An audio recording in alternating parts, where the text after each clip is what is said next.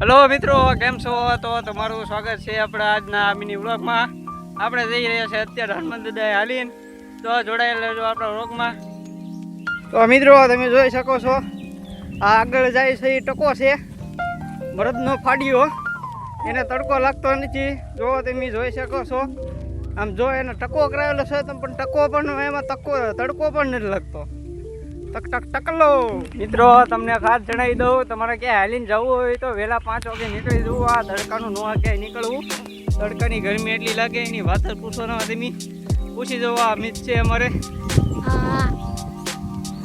મિત્રો આ રસ્તો હોયને ખબર હોય તો કમેન્ટમાં જણાવજો. અમે અત્યારે જઈ રહ્યા છીએ કરકડી હનુમાન દાદાએ જાળી હનુમાન કરીને છે, ત્યાં ચાડવા જવાનું છે.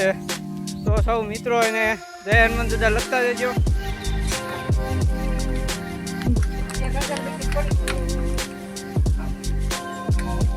મિત્રો ખાટલી ગામમાં પહોંચતા અમને દાદાએ એક સરસ મજાની સેવા આપી છે.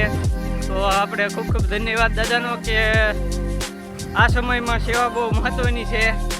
તો તમે તમારા ગામમાં કોઈ એવા હાલચાલક વ્યક્તિઓ નીકળે જે હાલીને આમ કે ધામમાં જતા હોય તો કાંઈ નહીં તો પાણીની સેવા તો કરજો જ. તે પાણીના 5 ગુણ છે, માટે પાણીની સેવા કરજો. આ દાદાનો ખૂબ ખૂબ આભાર. અમને અત્યારે ચોડા પાઈ છે.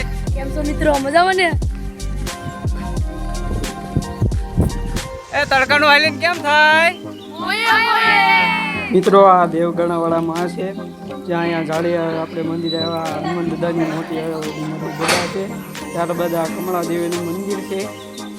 ત્યારબાદ આપણે તમે જોઈ શકો તો આ બાપા સીતારામની નદી છે.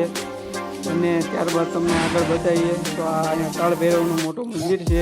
તો જય કાળ ભૈરવ દાદા લખતા રહેજો.